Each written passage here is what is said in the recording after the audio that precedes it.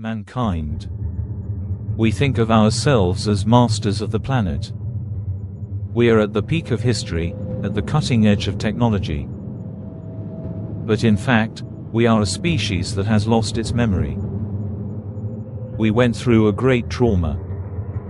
Thousands of years ago, a catastrophe occurred that has been erased from our collective consciousness. And when we woke up, we had forgotten who we were.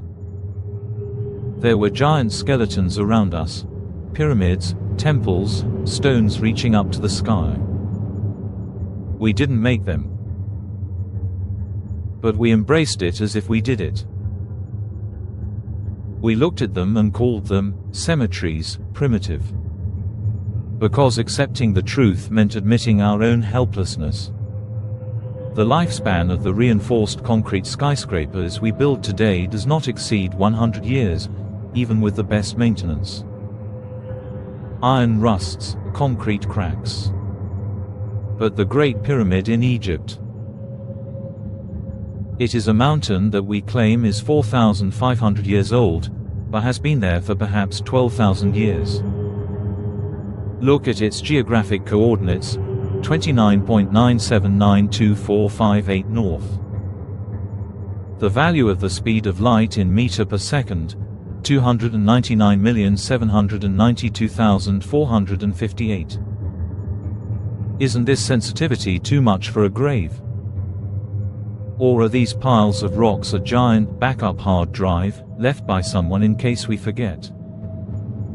Welcome. This is Onyx Able. And today, we are putting aside the fairy tales that mainstream history tells us. We are pursuing true engineering that has been etched in stone, forbidden, and covered up. From sky maps to atomically cut granite. From mind control rooms vibrating at 110 Hz to pillars announcing the impending apocalypse. We are following the trail of the unseen architects. If you're ready, let's get started. Chapter 1. Technological Anomalies. Our story begins with Sir Flinders Petrie, who is considered the father of modern archaeology. Petrie found a strange piece of granite in Egypt. Drilling core number 7. This piece was drilled with a hollow drill. But there was a problem. The spiral grooves in the granite showed how far the drill bit had sunk into the stone with each rotation, a full 2.5 millimeters. This is a speed that even modern diamond-tipped industrial drills struggle to achieve. Petrie calculated, to do this, a pressure of at least 2 tons had to be exerted on the drill tip. In 2500 BC, in the Copper Age, a diamond-tipped, high-speed drill that applies 2 tons of pressure. This alone would dismantle the slaves' hammers theory. Let's go to the Aswan quarries. Check out the 1,200-ton unfinished obelisk that lies there. The marks on it do not resemble the blows of a chisel or a hammer. It's as if chunks of granite were being scooped out with a giant ice cream scoop. Some researchers call this stone softening technology. Perhaps they softened the stone and shaped it with high heat, perhaps sound waves, or perhaps a chemical combination.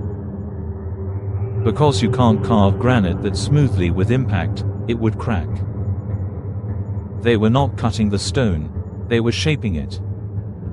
To call the Inca walls in Peru Inca walls would be an injustice to the Incas. Because these walls were there when the Incas came. The Incas placed their own smaller, mortared stones on top of these huge polygonal stones. Look at the difference. The structure below is mortarless, each stone interlocking with the next, earthquake-resistant and massive. The upper structure is small, mortared and simple. Doesn't technology advance over time? Why has technology declined over time in Peru?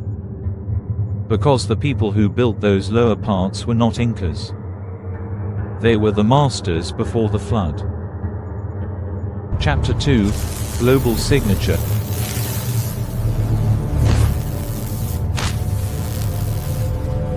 What would you think if you were a detective at a crime scene and found the same fingerprint on 5 different continents around the world? At the Karnak temple in Egypt, metal clamps were used to bind stones together, made from melted metal. The same seams exist across the ocean at Puma Punku in Bolivia, at Angkor Wat in Cambodia. Moreover, analysis of these metals shows that they are not simple copper, arsenic bronze alloy. In other words, metallurgical knowledge that seemed impossible to exist at that time. Were these civilizations sending projects to each other via WhatsApp? Or were they all colonies of the same mother civilization? The symbolism goes deeper. In the Sumerian tablets, the Anunnaki hold a strange bag in their hands. We see the same at Göbekli Tepe, on top of the 43rd column. We see the same in Olmec sculptures in Mexico. Thousands of years and thousands of kilometers apart, why are all the wise ancestors holding the same bag in their hands? Is this a seed bag? Or is it the symbol of a technological device that carries the information necessary to restart civilization? We have already passed the point where we can call it a coincidence. Chapter 3: The Guardians of Time and the Sphinx. When geologist Robert Schoch visited the Sphinx in the 1990s, he couldn't believe his eyes. The Sphinx's body and surrounding walls had deep, vertical gashes. Every geologist knows that this is not wind and sand erosion. This is intense and prolonged rain erosion. But wait a minute, Egypt is a desert. When was the last time this much rain fell on the Giza Plateau? Between 10,000 and 5,000 BC. So the Sphinx was there thousands of years before the Egyptians, when it was a green savanna. The pharaohs did not build it. They simply dug it up, repaired it, and took possession of it. The ancient architects measured time not in years like we do, but in ages. The Great Year, or precession. It takes 25,920 years for the Earth's axis to rotate one full rotation. A 1-degree change in this cycle takes 72 years. The number 72. There are 72 main towers in the temples of Angkor Wat in Cambodia. The dimensions of the Great Pyramid are 43,200, a multiple of 72, the size of the Earth. Why were they obsessed with this number? Because they knew that time was cyclical. There was a calendar of disasters. And they coded these numbers everywhere so we wouldn't forget what time it was. Chapter 4: Vibration, Energy and Piezoelectric. But what if the pyramids are not tombs at all? Not a single candle soot was found inside the Great Pyramid. There is not a single hieroglyph. Not a single mummy was found. But you know what? 80-ton granite blocks composed of 55% silicon quartz crystal.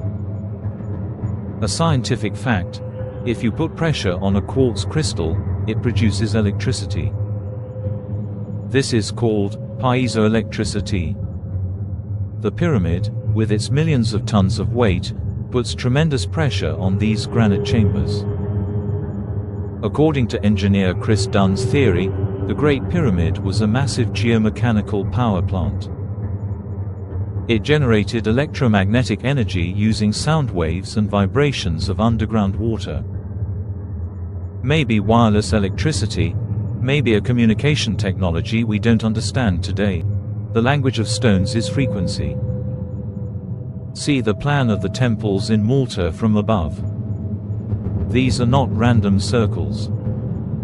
It is the geometric patterns created by sound on water cast into stone. They could see the sound. Music, mathematics and architecture were a single science for them. We have lost this science. Now we only hear echoes. Chapter 5. Conclusion: The Great Warning and the Future, the place where everything begins and ends. Göbekli Tepe. 9600 BC. This is the date when Plato said Atlantis sank. This is the date when geologists say the Ice Age ended abruptly and sea levels rose by 120 meters. The columns at Göbekli Tepe tell the story of what was in the sky that day. A shower of comets. An apocalypse that resets civilization and returns humanity to the Stone Age. Our ancestors created these structures with the words, "We existed, we developed and we disappeared." They built it to say, "Don't let the same thing happen to you." Maybe we're not the first. And if we're not careful, we won't be the last. The unseen architects have done their job. They carved the message into stone and released it into the ocean of time. It's now up to us to open the bottle and read the message. Never give up searching for the truth. Because history is written not only by the winners but also by those who remember. This is Onyx Able. Thanks for watching.